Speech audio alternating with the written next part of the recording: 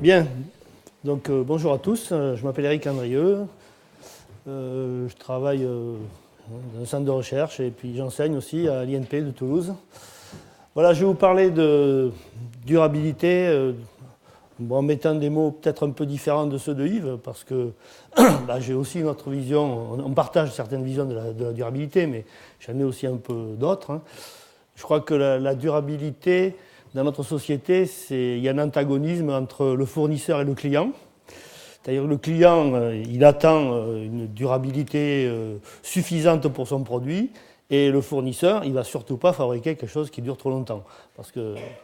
Donc la durabilité, c'est toujours relatif à un produit. Donc il y a des produits quand même qui intéressent de près notre société, c'est quand même les moyens de transport, où là on a envie quand même que ce soit durable, et si c'est très très durable, on n'est pas forcément fâché. Donc dans le titre de mon exposé, là, il y a trois mots, couplage, mécanique, oxydation. Alors l'oxydation en soi, c'est un métier, on pourrait faire, ou la corrosion, c'est un métier, on pourrait faire passer quelques heures là-dessus sans problème. La mécanique, qu'est-ce que j'entends par mécanique ici?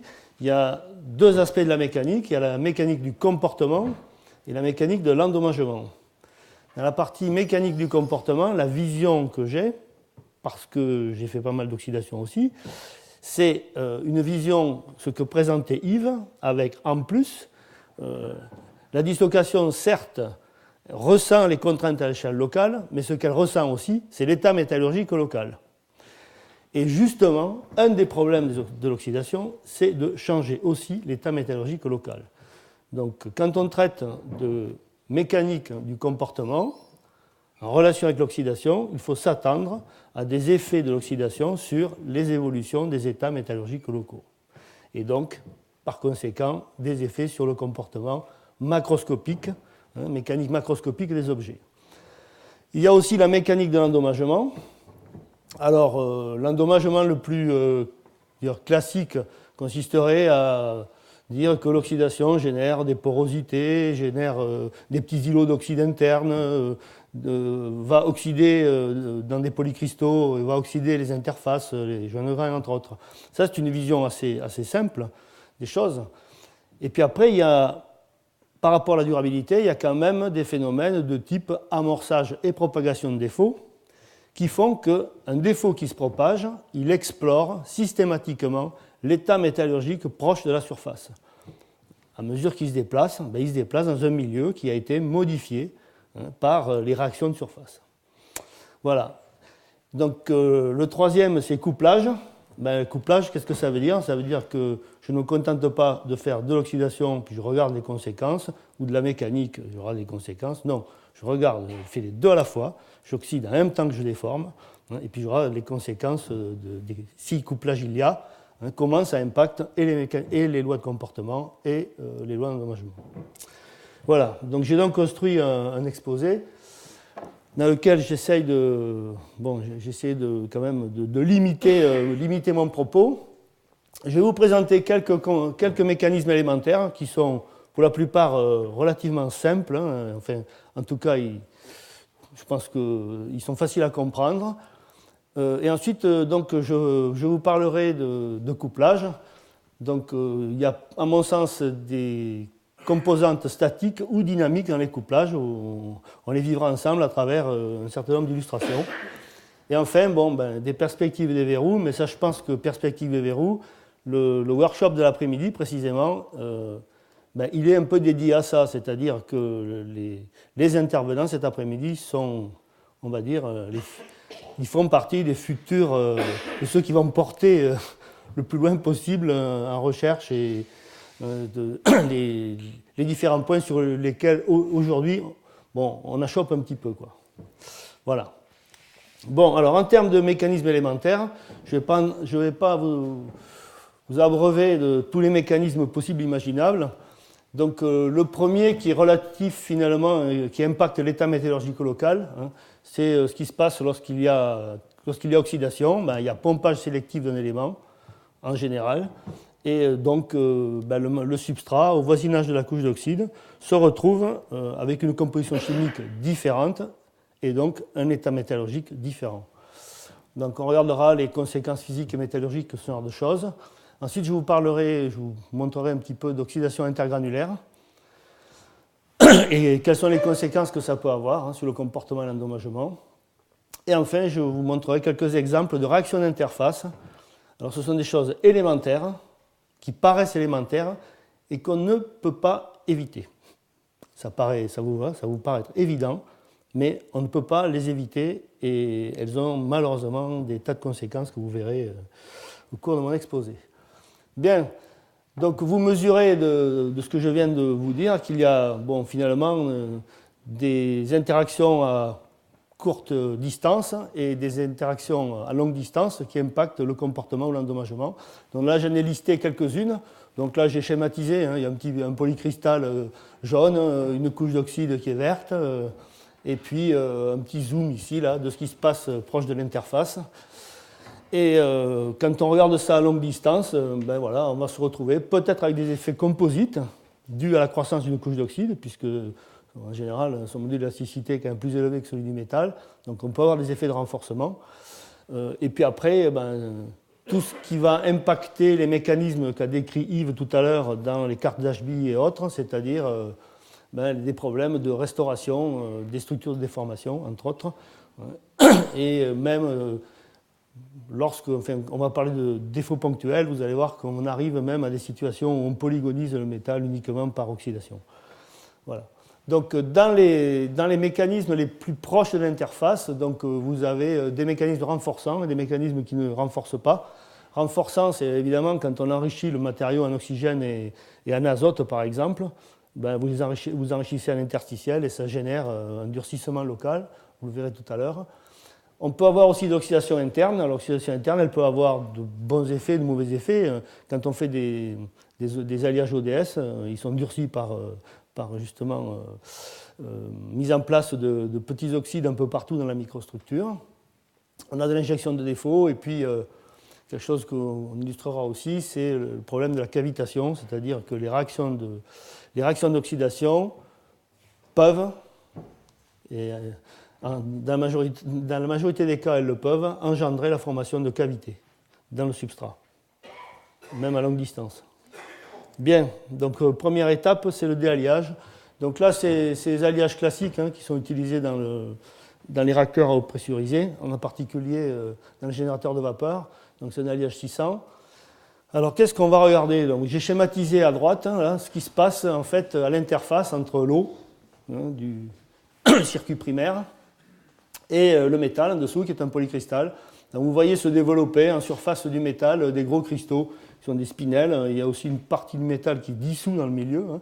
Et puis il y a des couches d'oxyde parce que quand même, quand on a choisi cet alliage, on s'est débrouillé pour choisir un alliage qui résiste un peu à la corrosion. Donc il y a bien une sous-couche d'oxyde très riche en chrome qui se forme et qui ralentit un petit peu la dégradation du métal. En dessous de cette couche, vous avez une zone qui est appauvrie en chrome, puisque le chrome a été consommé pour fabriquer la couche barrière. Et puis il va se passer des tas de choses en dessous.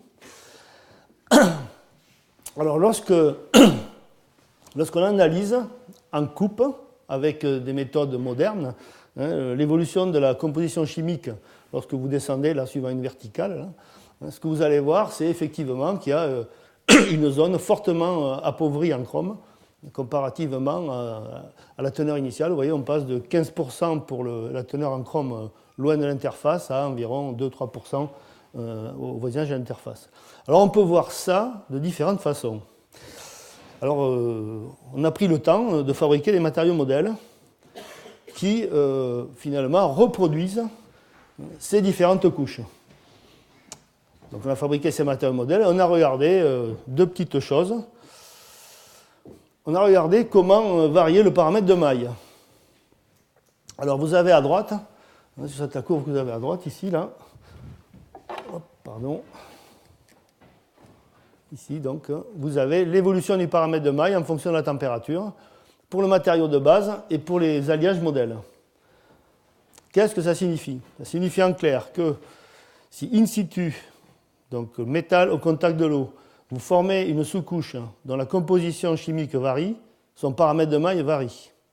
si son paramètre de maille varie, elle doit quand même composer avec le reste du substrat qui, lui, n'a pas envie de changer son paramètre de maille. Donc on fait naître in situ des contraintes qui peuvent être, je dirais, uniquement en régime élastique ou qui peuvent même amener à de la plasticité locale entre le substrat, qui est un paramètre élevé, là, et vous voyez la zone perturbée, qui est un paramètre beaucoup plus faible. Ça, c'est la première des conséquences. Deuxième conséquence, c'est pour ça qu'on a fait des essais en température, hein, c'est l'évolution de ce paramètre avec la température. Et évidemment, on se retrouve avec des matériaux qui ont des coefficients de dilatation différents. Ce qui veut dire que quand on arrête, par exemple, un essai en autoclave, et qu'on refroidit l'autoclave pour après examiner le niveau d'endommagement, eh bien, on est en train de faire un essai mécanique. Puisque au refroidissement, comme la peau se dilate plus ou moins que le cœur du matériau, on fait naître des contraintes d'origine thermique au moment du refroidissement. Donc ça a des conséquences, donc on a fait des petits calculs là, d'éléments finis, et parce que ce que l'on suspectait dans cette histoire-là, c'est qu'au moment du refroidissement, comme à un moment la température passe dans le domaine où le matériau est sensible à la fragilisation par l'hydrogène, que les contraintes d'origine thermique suffisent à ouvrir un peu plus les joints de grains au moment du refroidissement. Voilà. Deuxième type d'illustration, donc ça c'est ce qui se passe sous les rouleaux d'un laminoir, sur des matériaux qui sont réputés, qui étaient qualité nucléaire. Alors qu'est-ce qui se passe? Il se passe que vous recevez une tôle qui est parfaitement brillante, elle a passé tous les tests de qualification, mais quand vous avez la curiosité d'aller prélever sur cette tôle, bon déjà vous faites une analyse, là, ça c'est une analyse en partant de la surface externe de la tôle, vous voyez on rentre là, de plusieurs microns, hein, et on regarde progressivement comment varie la composition interstitielle. Alors vous dites, tiens, c'est rigolo, cette tôle, elle est quand même très riche en oxygène, en carbone, en azote. Bon, c'est vrai que loin de cette interface, on retrouve des compositions qui sont normalisées, hein, mais quand on se rapproche de la surface externe, on a un fort enrichissement. Alors la première démarche, c'est de se dire, on va faire de la dureté, depuis la peau du produit jusqu'en allant vers le cœur. Et on s'aperçoit qu'en peau du produit, on atteint des duretés qui sont colossales pour ce matériau-là. C'est-à-dire la dureté standard, elle est aux alentours de 520-530 Vickers. Et là, on est à plus de 600. Donc peut-être qu'il est intéressant d'aller un peu plus loin et de regarder les propriétés locales du matériau. Alors là, ça devient un peu plus délicat parce qu'il va falloir prélever dans un produit épais qui a été laminé, il va falloir prélever des échantillons, tranche à tranche, 40 microns par 40 microns, ou peut-être même moins, 20 par 20, et faire des essais mécaniques là-dessus pour regarder quelles sont les propriétés réelles locales. La dureté renseigne, mais elle ne suffit pas. Donc là, on l'a fait pour ce matériau-là. Donc là, vous avez l'alliage de base, en vert, et ici, vous avez les propriétés proches de la peau avec des prélèvements qui font 20-25 microns d'épaisseur. Vous voyez que c'est un alliage qui, proche de la peau, est aux alentours de 2000 mégapascales de limite d'élasticité et qui a une ductilité quasiment à peu près ridicule, quoi. Si c'est une pièce qui est maintenue en flexion, vous vous doutez bien que ça risque de poser quelques petits problèmes. Bien. Parlons encore d'état métallurgique. Donc là, vous avez les évolutions. Donc ici, voilà la surface c'est de l'alliage 718. C'est un alliage à base de nickel, hein, qui est renforcé par précipitation. Et vous voyez que quand on se rapproche de la surface, elle est précipitée, qu'on a ici mis en évidence en utilisant dans la microscopie électronique en transmission, en travaillant en champ sombre. Donc vous voyez qu'ici, ces précipités disparaissent et vous voyez là la couche d'oxyde en fait. L'alliage, il a séjourné quelques minutes à 650 degrés. C'est un alliage qu'on utilise pour faire, entre autres, des disques de turbine, avion, inutile de vous dire, qui passe plus que quelques minutes à 650 degrés. Donc vous voyez que ça va très vite. C'est bien ça qu'il faut réaliser, parce que vous verrez qu'à la fin, quand on va faire du dynamique, ça a une importance. Là, vous avez également une modification. Donc ça, c'est la structure classique du superalliage. Et lorsqu'on se rapproche de la surface, tout d'un coup, voilà, on hérite d'une bande de matière, comme ça, dont l'état métallurgique a été bouleversé par les réactions d'oxydation. Vous avez une belle illustration ici aussi. Ça, ce sont des alliages qui sont utilisés pour faire des obs de turbine, moteur.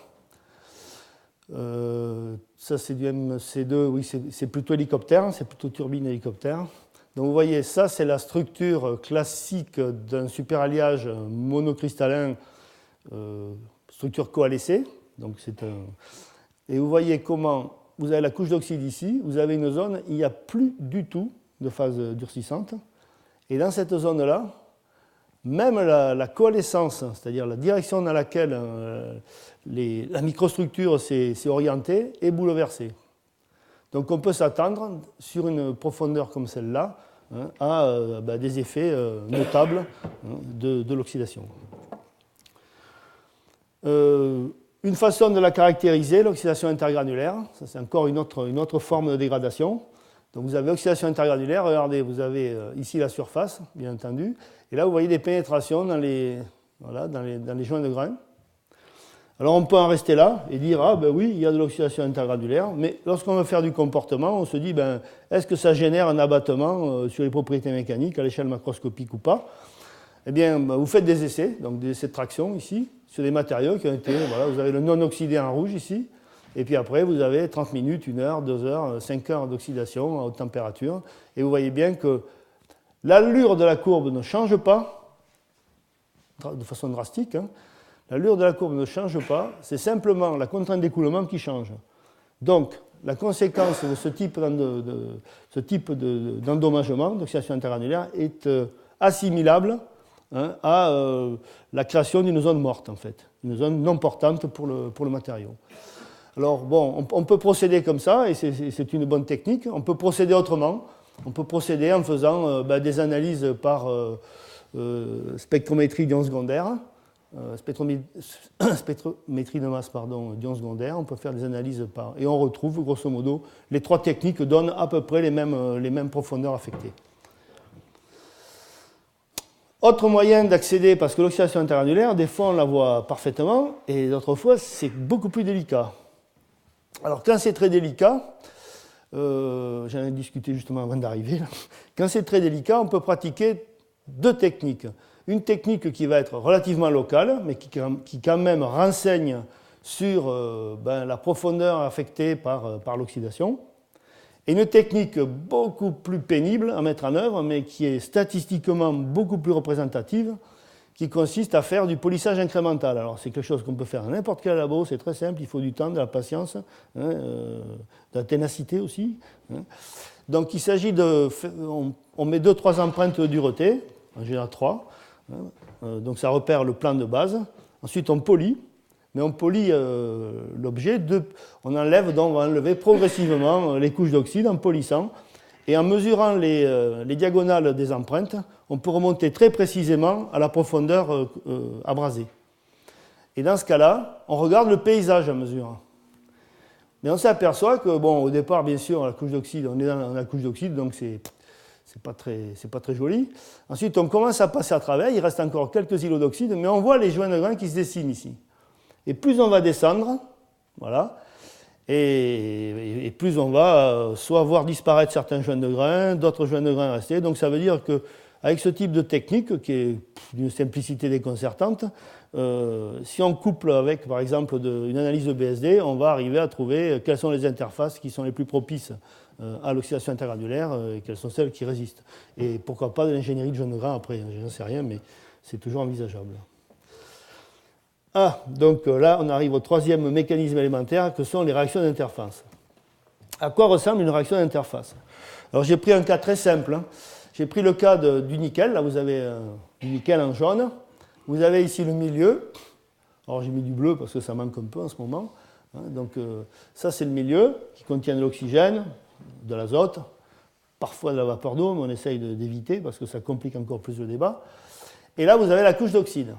On se place dans une situation où la couche d'oxyde croît, elle est contrôlée par la diffusion des cations.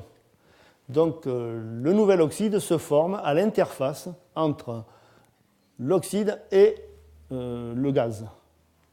Ce qui veut dire qu'il y a des atomes métalliques qui partent du substrat, qui rentrent dans le réseau ionique qui diffusent dans le réseau ionique et qui viennent ici former un nouveau cristal d'oxyde. Bon, alors bon, jusque-là, ça va, c'est quand même très simple. Et on se dit, mais si les atomes partent du substrat pour aller là-haut, finalement, je suis en train de consommer le métal. Si je consomme le métal, il faut bien que quelque chose accommode la consommation de métal. Pour accommoder la consommation de métal, je vais imaginer que cette interface ici bouge vers le bas à mesure que je consomme le métal. Bon, donc ça c'est très bien, on se dit, voilà, la mobilité de l'interface, c'est un puits parfait et ça va accompagner la consommation de métal. Le problème, c'est que c'est vrai pour un solide qui est semi-infini. Et des solides semi-infinis, il n'y en a pas beaucoup quand même dans nos installations. Alors, qu'est-ce qui va se passer? Pour un solide semi-infini, on peut effectivement penser à ça, mais dès qu'un solide est fini, eh bien, il va y avoir des problèmes, parce que, regardez, le tube d'oxyde qui est là ne peut pas se déplacer. Il est bloqué. Donc, le métal est contraint de passer à travers la couche, parce que ça, c'est la chimie qui veut ça, hein, c'est les gradients de potentiel qui imposent ça. Mais en revanche, l'interface, elle ne peut pas se déplacer. Le tube ne peut pas collapser sur lui-même. Donc là, j'ai un gros souci. Vous allez voir ce que ça donne. Là, j'ai un souci également, c'est-à-dire que si l'échantillon n'est pas semi-infini et qu'il a un angle à un moment, hein, donc il devient fini, vous avez exactement le même problème ici à l'angle. C'est-à-dire que les deux, ça c'est un seul oxyde, vous ne pouvez pas avoir simultanément ces deux mouvements. C'est un solide rigide, il ne peut pas avoir deux déplacements dans deux directions différentes. Alors à quoi ça ressemble? Ah ben voilà. Donc vous voyez, ça c'est un tube d'oxyde. Mais c'est un tube d'oxyde qui a été formé à partir d'un fil. Donc en clair, la consommation de métal qui a permis de former cet oxyde a généré, l'interface n'a pas bougé. Donc vous pouvez faire ça avec un trombone, ça marche très bien. Donc on met un trombone dans un four, on attend un certain temps, on sort le trombone, on a un trombone d'oxyde. On casse le trombone, on va regarder, et puis c'est un trou, c'est un tube. Et ce tube, il a exactement, à quelque chose près, le diamètre interne du tube, c'est égal au diamètre initial du fil. Donc ça, c'est embêtant. Vous avez ce genre de choses aussi. Vous avez, donc ça, c'est pas d'hier, hein, c'est le 57. Bon, c'est comme moi d'ailleurs, c'est pas d'hier. Ici, donc c'est un fil, c'est du fer. Voilà. Alors, ce qui est quand même rigolo, elle est géniale, cette expérience. Vous voyez que l'oxyde se développe, donc le fil au début, le fil s'est décollé à un moment. Donc, vous retrouvez ici, vous voyez, le rayon de courbure, il rappelle ce rayon de courbure-là. Donc là, il n'y a rien. Hein. Et d'ailleurs, vous voyez qu'ici, le fil ne se réoxyde pas. Ça veut dire qu'en fait, l'oxyde, lui, n'est pas perméable à l'oxygène. Et que là, vous avez une situation d'équilibre entre le fer et son oxyde. Et vous avez donc dans cette zone-là une pression partielle d'oxygène qui permet ou qui évite l'oxydation du fer. En revanche, l'endroit où le fil reste en contact avec l'oxyde, vous n'avez qu'un seul type d'oxyde qui se forme, c'est du FeO là, à cette température-là, et vous voyez que la cinétique de croissance, elle est dépendante finalement des points de contact.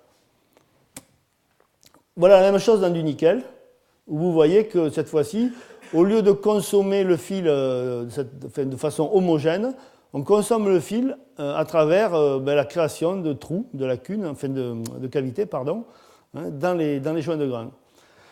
Vous avez la même chose sur un angle, comme je vous ai montré tout à l'heure. Ça, c'est une plaque de nickel où à l'angle de la plaque, vous avez ces problèmes d'accommodation de consommation du métal par mobilité des interfaces qui se posent également. Alors que loin de cette zone, où là on est plutôt en situation de plaque de semi-infini, là l'interface arrive à se mouvoir et donc la plaque elle se creuse comme ça au milieu. Bien. Alors comment l'étudier dans le détail? Donc ça c'est une manip très simple aussi. Hein. Vous prenez un cube de nickel, vous l'oxydez, et puis vous le repolissez. Donc là où vous êtes fait vos repères, vous avez posé un repère de référence, et puis vous réoxydez. Et à ce moment-là, vous constatez que la nouvelle couche d'oxyde, l'interface a pu bouger. ici. Donc elle a accompagné la consommation de métal. Et le surplus que vous avez là, ici, ben, c'est ce qu'on appelle le rapport de Pilling et Bedworth, c'est-à-dire que quand je prends un volume élémentaire de métal et que je le transforme en un volume d'oxyde, j'ai une expansion volumique. Alors ça dépend du type d'oxyde qui se forme, essentiellement. Ça, c'est l'expérience faite sur du nickel, où on retrouve, par la mesure, hein, on retrouve le coefficient de Pilling et Bedworth. Là, vous avez une illustration également sur la polygonisation induite par la croissance d'une couche d'oxyde de zinc. Donc initialement, bien sûr, la surface de l'échantillon n'est pas polygonisée. Donc c'est des images en microscopie électronique en transmission. Vous avez ici la couche d'oxyde de zinc et en dessous, ça c'est du métal, mais on trouve dans le métal une forme de polygonisation. La taille de grain, elle est de 5 à 600 microns, hein, donc le grain est plus grand que la salle. Hein. Autre façon de visualiser, parce que c'est une lacune, c'est pas facile à voir. Hein. Donc il faut trouver un moyen indirect de mettre en évidence qu'il y a effectivement injection de lacune. Là, vous avez des expériences qui ont été faites en 1973, donc ça c'est l'oxydation in situ dans un microscope électronique en transmission, où on regarde l'expansion des boucles lacunaires en fonction du taux d'oxydation. Bon, je vais vous rapporter aussi une petite expérience simple qui a été faite sur du nickel. Donc, vous prenez elle est très simple, hein, vous prenez un feuillard de nickel, vous l'oxydez d'un côté et pas de l'autre. Donc, vous n'oxydez qu'une face. Et puis, vous voyez, le réacteur, il est d'une simplicité. Hein. Donc, pour faire plus simple qu'un réacteur comme ça, j'ouvre le challenge. Si vous voulez faire plus simple, si vous faites plus simple, vous m'appelez. Donc, il y a effectivement, on fait passer un gaz inerte à l'intérieur. Donc, la face inférieure de la plaque n'est pas oxydée. On l'a regardé hein, par des méthodes d'analyse de surface un peu pointues. Et la face extérieure ou supérieure du feuillard, elle, est en contact avec l'air. Et ce que l'on va regarder, c'est la chose suivante. On va regarder sur la face inférieure comment évolue le gravage des joints de grains. Donc ça, c'est des images en microscopie à force atomique. Ici, vous avez un joint de grain, là, voilà. Initialement, puisqu'on est parti de tôle parfaitement polie, initialement, ici, c'est plan. Et puis, parce que c'est maintenu à 1000 degrés, les équilibres des tensions d'interface génèrent du gravage thermique, comme ça. Donc là, vous avez le profil d'équilibre au niveau d'un joint de grain. Si vous faites les calculs, ici, là, vous trouvez bien les bonnes tensions d'interface, le bon équilibre. Bien. Donc ça, c'est la physique. Et puis, on va regarder donc si, quand on oxyde la face supérieure, ça change quelque chose à ce qui se passe dessous. Alors la réponse est, quand on oxyde la face supérieure et qu'on s'intéresse à l'angle d'équilibre au niveau des sillons, de gravage, ça ne change rien. Donc on a bien un équilibre en dynamique, on respecte toujours l'équilibre des tensions d'interface. En revanche, quand on regarde les profondeurs des sillons, alors là, c'est plus du tout pareil. Ça, c'est un échantillon témoin qui est mis dans le système et qui ne s'oxyde pas du tout. Donc voilà la profondeur des sillons. Et voilà la profondeur des sillons, donc elle est 2, 3, parfois 4 fois plus importante lorsqu'on oxyde la face supérieure. Ce qui veut dire que ça ressemble un petit peu à un sablier, quoi. On consomme des atomes en haut là, pour fabriquer la couche d'oxyde. Et puis le chemin le plus facile pour eux pour atteindre la couche d'oxyde, c'est d'emprunter les joints de grain. Et donc vous avez c'est un peu l'image, hein, vous avez un creusement, un gravage accéléré des joints de grain de la face inférieure pour alimenter l'oxyde sur la face supérieure. Donc ça, c'est un des phénomènes. Voilà, donc on fait des calculs, on vérifie un certain nombre de lois fondamentales. Bon, après, quand on regarde ce feuillard qui est oxydé d'un côté et pas de l'autre, quand on regarde à l'intérieur là, et qu'on essaye de regarder sur les joints de grain, on voit que si on oxyde sur un côté, les joints de grain, il n'y a pas de dommage apparent, ça reste des joints de grain classiques. En revanche, quand on oxyde des deux côtés, à la fois, le même matériau, on constate sur les joints de grains des tas de cavités. Donc ça va bien avec le gravage, ça veut dire que si vous interdisez si vous interdisez aux lacunes de traverser le polycristal en empruntant le joint de grain et venir s'annihiler entre guillemets dans le sillon de gravage, puisque là il y a une couche d'oxyde, il faut bien qu'elle aille quelque part. Et ce quelque part, ça va être malheureusement les joints de grain ici, où vous allez faire naître des cavités par condensation de lacunes. Alors ça rejoint un peu ce dont on parlera aussi cet après-midi. C'est que ces cavités, donc là on ne les voit pas, hein, c'est-à-dire que ça c'est de l'imagerie faite en spectrométrie, toujours pareil, de masse d'ions secondaires. Donc on ne voit pas de cavité sur, évidemment, en signal oxygène. Hein. On ne voit pas de cavité dans le matériau qui est oxydé une seule face. En revanche, ici, on voit les cavités, mais les cavités en plus sont oxydées. Alors c'est quand même quelque chose, parce que ici, on aurait pu imaginer des îlots d'oxyde, peut-être sans cavité, et là, on trouve des cavités et leurs parois sont oxydées. Donc c'est vérifié en mètres, enfin ce que vous voulez. Donc ce qui signifie en clair que la lacune est accompagnée. Elle ne descend pas comme ça, ce n'est pas une bête lacune qui se balade dans un joint de grain. Elle est accompagnée par des atomes interstitiels, type oxygène ou autre. Et voilà, et quand la cavité se crée, elle se crée et elle croît par condensation de lacunes, mais comme ces lacunes traînent avec elles de l'oxygène, elle s'oxyde. Bien, donc voilà, enfin, il y a quelques illustrations. Bon, ça c'est aussi une illustration de cavitation, vous voyez, c'est un super alliage. Là, vous avez la couche d'oxyde, et là, vous avez des cavités qui se forment. Ça, c'est la microscopie électronique en transmission aussi. Alors, elles ont des formes en général, si le cristal de base est cubique face centrée, elles ont des formes, ce sont des octaèdres, quoi, hein. Puis, suivant comment on regarde l'octaèdre, on peut voir des triangles, des carrés, des rectangles, etc. Bon, je vais passer rapidement sur les aspects statiques des interactions. Alors, j'insiste là-dessus parce qu'on fabrique aujourd'hui de plus en plus d'objets de petite taille avec des produits minces. Et déjà, la mécanique sur les produits minces, c'est pas facile. Quand vous faites de la RDM sur des poutres qui font 500 microns de long par 200-300 nanomètres d'épaisseur, ce n'est pas la mécanique classique. Ça ne marche pas. Donc il faut faire des choses un peu plus avancées. Et si en plus ces matériaux évoluent dans un milieu qui, malheureusement, génère de l'oxydation, il faut s'attendre à des choses un peu rigolotes. Bon, ça c'est une étude il y a quelques années sur des feuillards de fer-chrome aluminium qui servaient en fait à faire des pots catalytiques métalliques.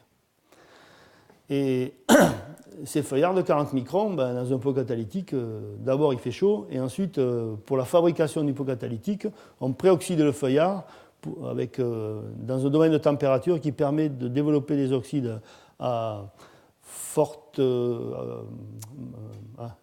volume spécifique, donc des structures qui ressemblent à des roses des sables, de façon à fixer les catalyseurs dessus. Bon, bien, mais lorsqu'on oxyde ce feuillard, finalement, il fait 40 microns et on dépose, l'oxyde on va faire peut-être 1 micron d'épaisseur, la couche d'oxyde. Et donc, on s'interroge sur l'évolution des propriétés mécaniques. Pourquoi?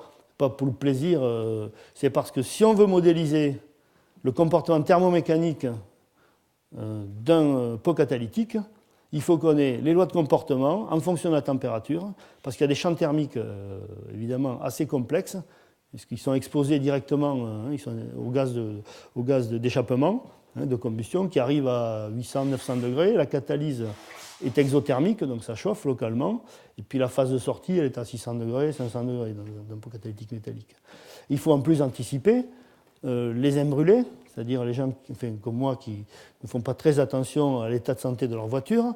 Et donc, oui, parfois la combustion, ça se passe mal et elle se termine dans le pot catalytique, en fait. Et là, ça fait des points chauds, donc le pot catalytique peut être détruit.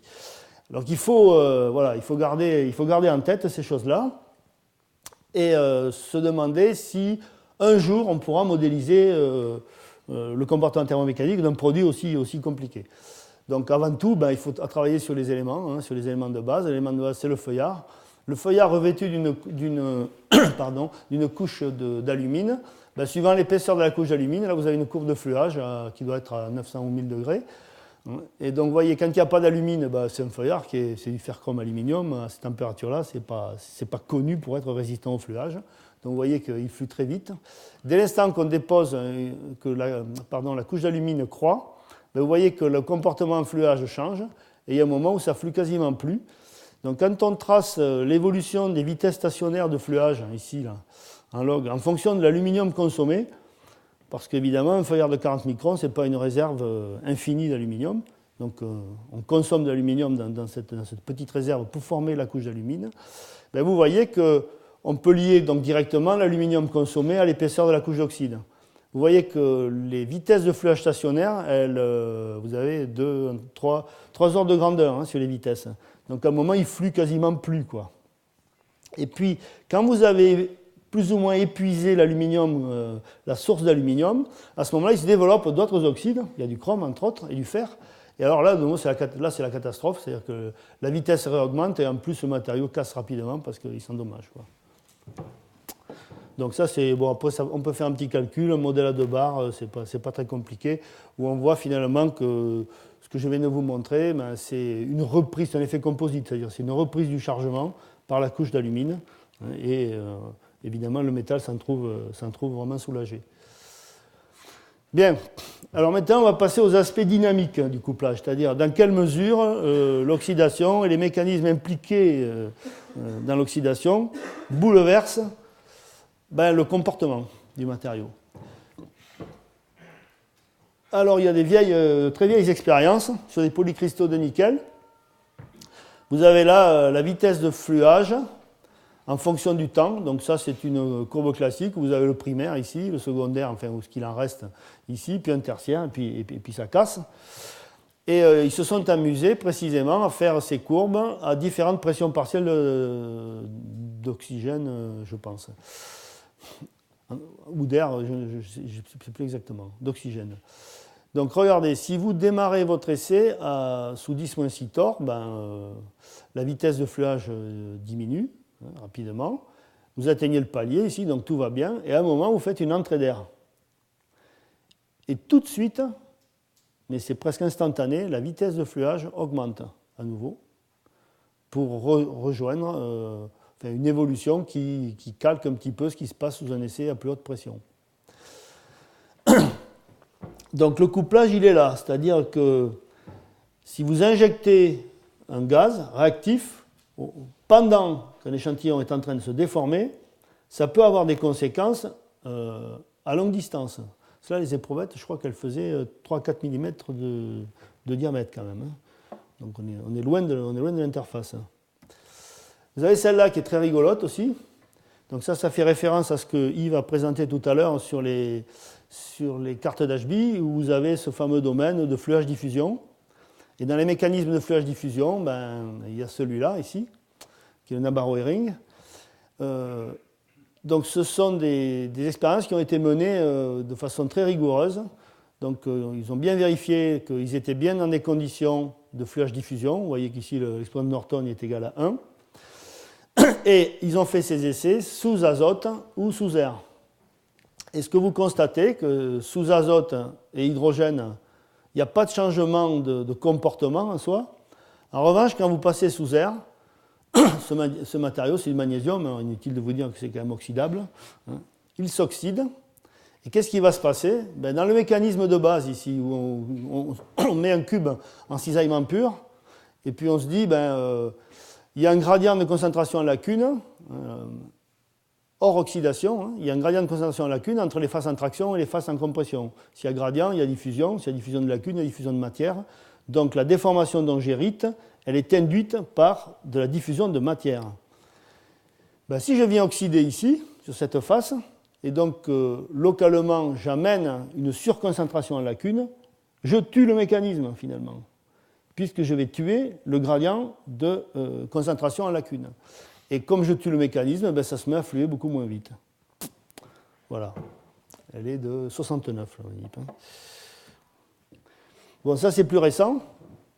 On avait fait ça quand j'étais à Paris. Là.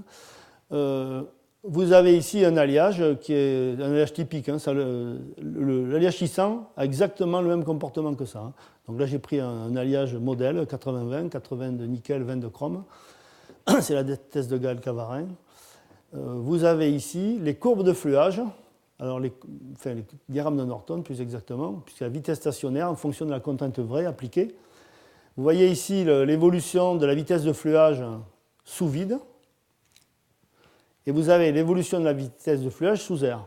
Alors, comment peut-on expliquer, à une contrainte donnée, que sous air, ça flue plus vite que sous vide? Il n'y a pas d'endommagement. Et il n'y a pas... Donc, il n'y a pas d'endommagement. Ça, c'est la première chose. Et la couche d'oxyde, elle est tellement fine qu'elle ne renforce pas. Donc, c'est autre chose. On chauffe un peu plus, là, on monte à 600 degrés, et là, il n'y a plus du tout d'effet. Cette fois-ci, en revanche, ça s'endommage.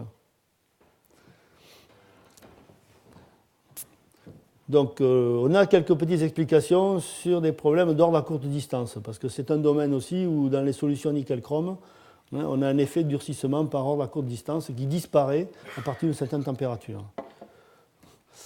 Bien, passons à un objet... Donc ça, ce sont des petites pales de turbines que l'on met sur les turbines hélicoptères. Bien, voilà la microstructure initiale. Voilà les compositions. Hein. Et bon, le challenge est énorme en termes de durabilité parce que ces petits objets, ils peuvent occasionnellement monter à des températures extrêmes de 1150-1200 degrés. Heureusement, pas très longtemps, parce que trop longtemps, c'est fini, il n'y a plus de moteur. Et quand même, leur durabilité nous intéresse, et c'est pour ça que les hélicoptères sont bimoteurs, parce qu'en fait, si le moteur principal lâche ou flanche pendant une opération de sauvetage, par exemple, parce que les opérations de sauvetage, c'est rarement par temps clair, sans vent, dans les conditions idéales. Donc les moteurs sont poussés en général, quand on fait du sauvetage en montagne, par exemple, pour en avoir fait un peu, pas de sauvetage mais de montagne, aller sortir quelqu'un qui est bloqué sur une paroi avec un hélicoptère, c'est quand même pas simple. Bon, on y arrive, mais on pousse les moteurs. Si le moteur flanche, à ce moment-là, on met le deuxième moteur en route. Et ce deuxième moteur, pour qu'il reprenne tout ce que l'autre a perdu, on est obligé de vraiment de le pousser, de façon un peu exagérée d'ailleurs, et puis il rentre dans un régime où il risque de s'endommager. Donc on se pose évidemment toutes ces questions-là. Et en particulier, ce que vous voyez, c'est qu'ici, il y a un effet d'échelle, c'est-à-dire que c'est bien joli de faire des essais sur des éprouvettes qui font 3-4 mm de diamètre, mais ici, on est en train de travailler avec des parois qui font 1 mm. Donc il faut aussi se poser les questions des effets d'échelle dans ces problématiques-là. Bon, donc très rapidement, voilà ce qui se passe sur ces matériaux-là en fluage. Alors, c'est une courbe parmi tant d'autres. Vous voyez, un essai de fluage, vous mettez 80 mégapascales, les échantillons sont parfaitement polis, et vous testez cet échantillon aux 250 degrés. Voilà la déformation en fonction du temps. Donc c'est les courbes de fluage qui ressemblent à ce qu'il va présenter tout à l'heure. Donc vous avez ici du fluage sous air. Alors on a pris la précaution de prendre de l'air synthétique pour éviter d'avoir de la vapeur d'eau, parce que, ça, encore une fois, ça complique systématiquement les choses. Ensuite, vous avez ici un essai qui est mené, le bleu là, entièrement sous gaz inerte, argon hydrogéné. Vous voyez qu'en termes de durée de vie, de vitesse de fluage, ça n'a pas grand-chose à voir. Donc la question que l'on s'est posée, c'est si effectivement la différence de comportement qu'il y a entre l'air synthétique et l'argon hydrogéné, elle est induite par des mécanismes d'oxydation, peut-être que le type d'oxyde que l'on forme impacte plus ou moins ce mécanisme d'endommagement. La réponse est, donc, on a commencé des essais sous air, donc à ce moment-là, on met en place des oxydes typiques, je vous montrerai tout à l'heure, qui se forment sous air, et puis à un moment, là, vous voyez ce petit point ici, on change d'atmosphère, et on continue à fluer, cette fois-ci, sous argon hydrogéné. Vous voyez que la première courbe, elle était partie pour ressembler à la verte, là, et puis dès qu'on passe sous argon hydrogéné, la vitesse diminue, et puis on allonge la durée de vie. Donc en clair, quand on est passé sous argon hydrogéné, on a arrêté le moteur de la croissance de l'oxyde, qui est quand même l'oxygène. Donc si on arrête l'oxygène, l'oxygène ne croît plus. Et comme il ne croît plus, eh ben, il n'y a plus de couplage. Et à ce moment-là, s'il n'y a plus de couplage, ça veut dire que l'effet de l'oxydation, ce n'est pas uniquement un abattement de section ou quoi que ce soit. C'est qu'il y a des choses en plus. Bon, évidemment, ce qui est intéressant, c'est de faire la manip inverse, hein, c'est-à-dire on part sous argon hydrogéné, à ce moment-là, on suit une courbe d'argon hydrogéné, et ici, en ce point-là, on passe sous air. En passant sous air, effectivement, on apporte l'oxygène, mais il ne se passe plus rien. Pourquoi? Vous allez le voir, c'est parce qu'en fait, l'oxyde qu'on a formé ici, comme c'est de l'alumine, la sensibilité en termes de pression partielle d'oxygène de la cinétique de croissance sur l'alumine, c'est très faible, en fait. Donc le type, voilà, donc, on peut regarder en détail au moment où on change les atmosphères, ce qui se passe. Donc vous voyez là, quand on passe d'air à argon hydrogéné, on voit bien que la vitesse diminue. Vous avez la même chose pour l'autre. Et là, on voit bien que la vitesse, vous voyez, vous avez argon, vous passez sous air, il y a un petit saut ici, mais après il ne se passe plus rien, quoi. Voilà. Bon, les oxydes qui se forment, alors sous air, c'est classique, hein, je vous ai montré tout à l'heure, hein, ces choses-là. Donc là, vous voyez que sous air, on forme un oxyde, et puis ici, il y a des conséquences sur l'état métallurgique non négligeables, les précipités disparaissent. On n'a plus qu'une solution solide ici. Et ce qu'on a essayé de montrer ici, c'est que la taille de la zone affectée est directement liée à l'épaisseur de la couche d'oxyde qui est dessus, quoi. Alors, c'est les oxydes, évidemment, c'est quand même en théorie des matériaux qui ont été développés pour se protéger avec des couches d'alumine, mais bon, il n'y a pas que ça, malheureusement, il y a tellement d'éléments d'alliage dedans. Donc là, il y a bien de l'alumine quelque part, mais il n'y a pas que de l'alumine, il y a d'autres oxydes. Vous voyez, il y a ceux-là, là, il y a des oxydes de titane, des oxydes de nickel. Donc c'est une couche d'oxyde assez complexe, quoi, et à croissance assez rapide. En revanche, quand on passe sous argon hydrogéné, on a une couche d'alumine ondulée, alors ça on pourra en parler aussi, mais ce n'est pas le lieu, d'épaisseur quasi homogène, et puis bon, vous avez évidemment en dessous la couche perturbée, affectée par la consommation finalement d'aluminium, qui perturbe l'état métallurgique local. Bon, eh bien, vous vous doutez bien que quand on passe d'argon hydrogéné sous air, ça ne change rien, puisque j'ai une couche d'alumine. Je ne vais pas changer l'alumine en alumine. Hein. Voilà. Et à l'inverse, quand on passe de l'air à l'alumine, on constate que sous des couches d'oxyde qui s'étaient formées sous air, apparaît une sous-couche ici d'alumine qui isole complètement à nouveau et qui arrête le processus de couplage, en fait. Bien, alors vous avez dit qu'il y avait des porosités, oui, il y en a, hein, induites par le... Alors dans ces matériaux-là, il y a quand même des pores de fonderie aussi, hein, donc il ne faut pas confondre. Donc ici, vous avez des porosités qui sont induites par l'oxydation. Elles n'existaient pas au départ. Donc vous les avez là, regardez leur forme.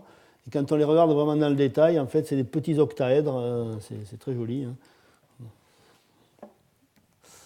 Bien.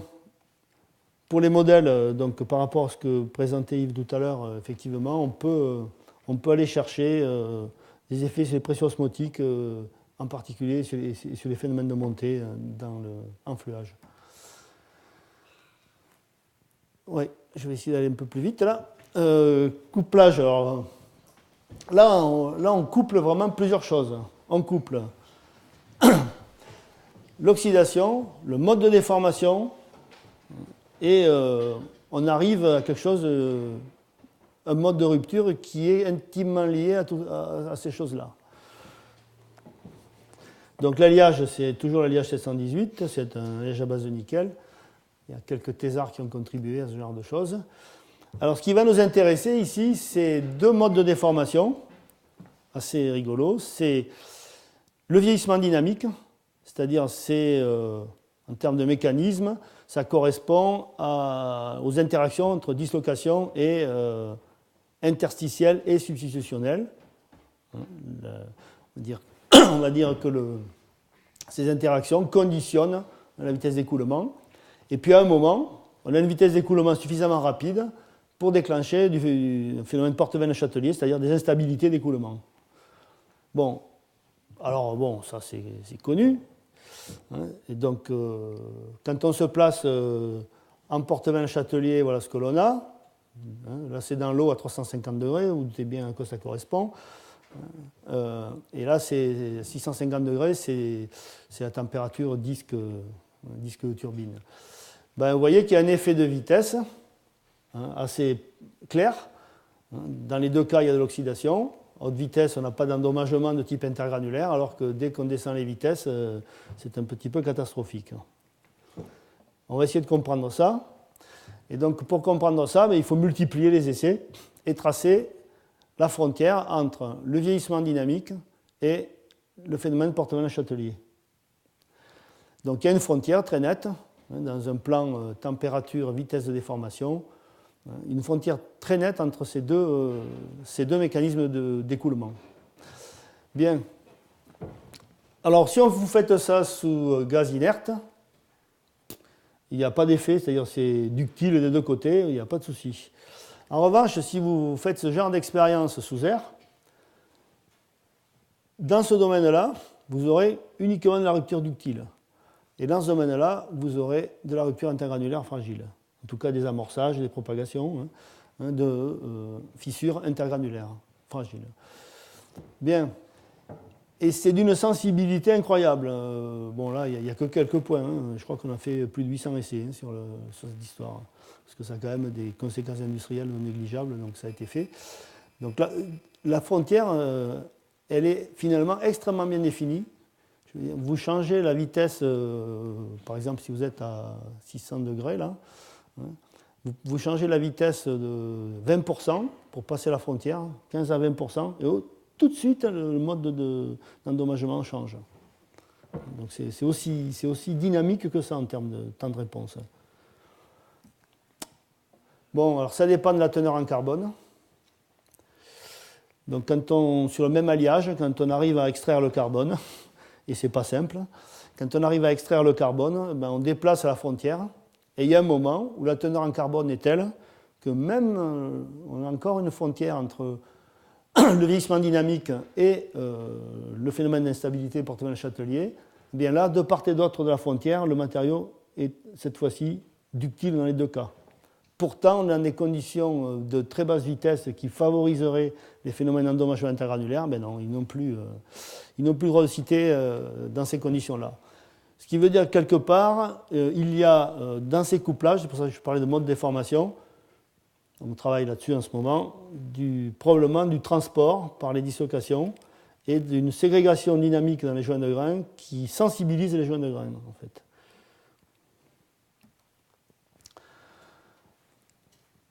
Bon, je vais aller assez vite là aussi. Donc, ce qu'on vient de faire sur des éprouvettes lisses, on peut le ramener sur des éprouvettes de structure. Donc ici, vous avez des éprouvettes en V que l'on déplie, on tire dessus, on déplie, on fait des calculs, on les valide, etc. Et on regarde ici quels sont, pour chacune des zones, les trajets de déformation. Et donc, si notre courbe précédente est applicable, elle peut l'être à cette échelle-là. On s'est posé cette question, et effectivement, c'est ce qu'on constate. On a fait donc ça, ce sont des calculs qui donnent la vitesse instantanée de déformation à l'apex, dans la partie à l'apex d'un V, à mesure qu'on déplie le V. Et vous voyez que si dans cette zone-là, on se retrouve en vieillissement dynamique, on a systématiquement de la rupture intergranulaire, alors que pour une vitesse un peu plus élevée, on a de la rupture ductile. Donc il y a vraiment des couplages assez clairs, assez intenses. Bon, je vous ai dit tout à l'heure qu'une fissure, quand elle se promène, elle explore sans arrêt l'état métallurgique du matériau qui est juste devant. Bon, ça c'est une vieille courbe, mais qui a le mérite d'exister. C'est la propagation de fissures en fatigue, avec un cycle qui est un cycle typique pour l'aéronautique, avec un temps de maintien de 300 secondes à charge maximale. Donc initialement, les fabricants se sont échinés à trouver les microstructures idéales qui diminuaient sous air la vitesse de propagation. Et donc il y avait des tas d'articles qui disaient voilà, ça ne propage pas parce qu'on a changé la microstructure, etc. Ça propage moins vite. Bon, en fait, quand on a mis en œuvre ces essais sous vide, il n'y a plus d'effet de microstructure. Donc c'est bien, à l'origine, c'est bien un couplage entre microstructure et oxydation, et fatigue bien entendu, qui donnent du dommage intergranulaire ou pas, donc des grandes vitesses de propagation ou pas. Bien, alors quand on est débutant en chimie, on se dit, ou en réactivité, on se dit, ben, ça c'est sous vide, ça c'est sous air. Si je change progressivement la pression partielle d'oxygène, je vais peut-être passer, en termes de vitesse, continuellement de cette vitesse-là, qui est sous ultravide, hein, jusqu'à la vitesse sous air. Et ça va être quelque chose de progressif, puisque je dirais la cinétique d'oxydation, elle dépend quand même de la pression partielle d'oxygène. Donc bon, on se dit ça va marcher comme ça. En fait, ça ne marche pas du tout comme ça. Quand vous changez la vitesse quand vous changez la pression partielle d'oxygène, que vous intéressez à l'évolution de la vitesse de propagation en fatigue, dans des conditions qui sont maîtrisées, puisqu'on travaille à K constant, ou à delta K constant, c'est-à-dire qu'on corrige, à mesure que la fissure avance, on corrige les chargements pour maintenir le delta K constant. On constate que lorsque la pression évolue depuis l'ultravide, pendant un moment, ça ne change rien à la vitesse. Et puis il y a une pression critique à partir de laquelle la vitesse, vous voyez, elle prend 1-2 ordres de grandeur d'un coup. Puis après, vous pouvez aller à la pression atmosphérique, ça ne change plus grand-chose. En fait, l'origine, on a suffisamment regardé ces choses-là, c'est qu'à partir de cette pression-là, vous formez un nouvel oxyde. Ici, c'est l'oxyde de chrome essentiellement qui se forme, et il n'a pas d'effet sur la vitesse de propagation. En revanche, ici, c'est un oxyde, dans ce matériau-là, c'est un oxyde à base de nickel et de fer, qui ensuite, évidemment, il y a une sous-couche d'oxyde de chrome qui se forme, mais là, la fissure, elle est passée depuis longtemps. Donc, bon, trop tard. Bien. Alors, quand on a des transitions comme ça, on peut dire, ben, on va jouer. Alors, comment on joue? Ben, on peut jouer en faisant de la mécanique. Donc, je cycle ici le facteur intensité de contrainte. Et en parallèle, je vais cycler l'environnement. Et je vais me débrouiller pour pouvoir faire des cycles d'exposition qui sont assez courts, 20 secondes. Donc vous avez une machine de fatigue avec une enceinte, et dans cette enceinte, vous allez faire varier la pression comme ça, en phase ou déphasée. Vous placez finalement votre cycle de pression où vous voulez par rapport au cycle de fatigue.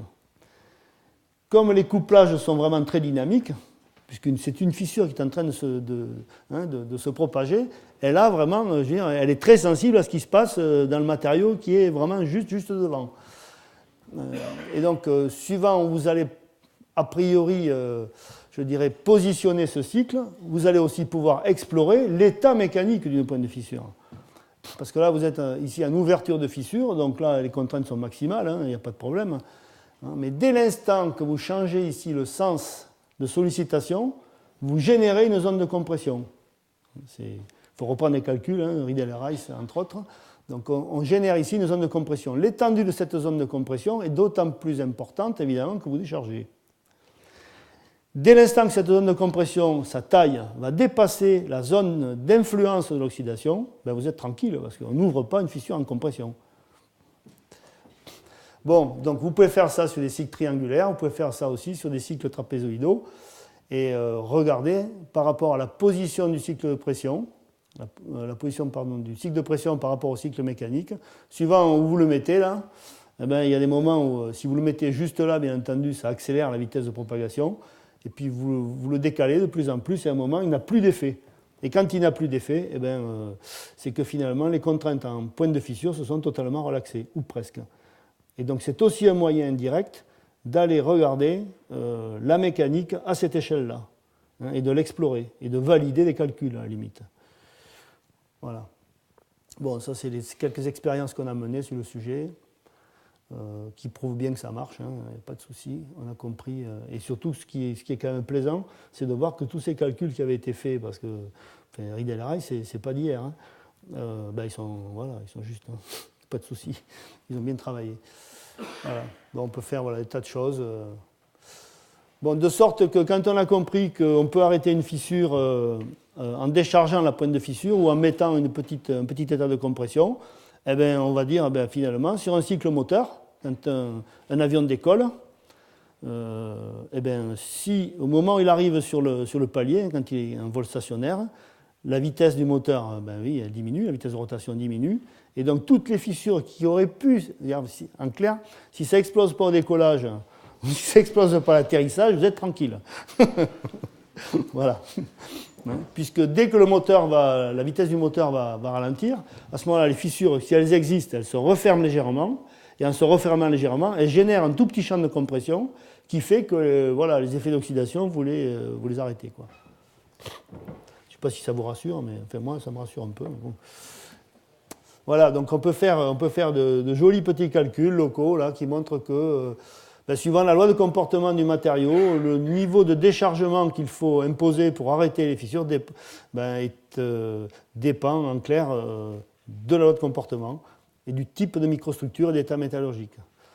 Donc les fameux disques maintenant avec des matériaux qui ont dit direct edge, c'est un peu ça. C'est-à-dire on a compris des choses. On a compris qu'on pouvait fabriquer des disques qui résistent mieux à la propagation de fissures. Voilà. Bien, alors je vais terminer, parce que je suis un petit peu en retard. Donc perspective et enjeu. Alors, les perspectives, elles sont claires. Hein, je dirais. Ce qui va avoir lieu cet après-midi, ça fait partie précisément des perspectives. Parce que vous comprenez bien qu'on ne peut pas s'arrêter là. Je veux dire, si on veut pouvoir voler tranquille, dormir tranquille, il faut continuer, quoi, parce que vous sentez bien le niveau de complexité. Dès l'instant qu'un mécanisme de réactivité de surface, que ce soit de la corrosion, de l'oxydation, impacte l'état météorologique local, la plupart des structures, vous avez des pièces en flexion, vous avez des zones en flexion, vous avez des zones de forte concentration de contraintes, ça signifie qu'il y a vraiment un grand intérêt à continuer à se cultiver sur le sujet, parce qu'on en est loin, et on en est loin tout simplement pourquoi ? Parce que dans la sélection, les critères de sélection des matériaux jusqu'à il n'y a pas longtemps, on mettait en évidence, enfin on prenait comme critère de sélection, résiste à l'oxydation, résiste à la mécanique, mais résiste à la mécanique avec de l'oxydation, c'était pas pertinent a priori, ou peut-être trop compliqué, et donc voilà, ça passait un peu à la trappe. Ça faisait que les communautés scientifiques étaient chacun jouait dans son coin, et vous voyez que il y a tout intérêt à les rassembler, parce qu'il y a du boulot, il y a un chantier énorme à lever.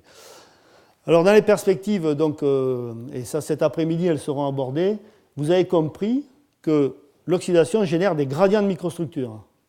Dès l'instant qu'elle génère des gradients de microstructure, ça veut dire qu'elle génère des gradients de propriété. Et que ces gradients de propriété, on ne les connaît pas. Et il faut les caractériser. Donc il faut développer des méthodes, plus ou moins, des expériences plus ou moins complexes, pour caractériser ces gradients de propriété, pour comprendre les interactions à l'échelle élémentaire entre dislocation, oxygène, lacunes. Donc ça, je pense que ça va occuper une bonne partie de l'après-midi. Ça, je crois vous aura persuadé qu'il faut quand même s'intéresser à la base de données. Il va falloir l'enrichir un petit peu, parce que sinon, on prend quand même quelques risques. Et puis, c'est pas toujours, l'oxydation n'est pas toujours néfaste. Donc je rebondis sur le self-healing que présentait Yves tout à l'heure. Il y a des situations.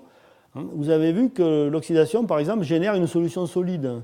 Sur les matériaux durcis par précipitation, elle va générer une couche où c'est plus qu'une solution solide. A priori, c'est une zone qui est dite ductile molle. Ce qui veut dire que si vous suroxydez un échantillon, par exemple, qui a été fissuré, vous lui faites un petit passage en oxydation, automatiquement, sur les matériaux au voisinage des fonds de fissure, vous allez générer une solution solide et les fissures vont s'émousser. Donc dès que vous allez réouvrir l'objet, les fissures vont s'émousser et très souvent les fissures s'arrêtent. Et pour les faire redémarrer, il faut vraiment y aller, quoi. Voilà. Bon, je vous remercie pour votre attention et puis voilà, je vous invite cet après-midi parce que je pense qu'il y a des choses qui sont... je ne suis vraiment pas rentré... il y a des choses qui scientifiquement sont intéressantes à entendre cet après-midi. Voilà, je vous remercie.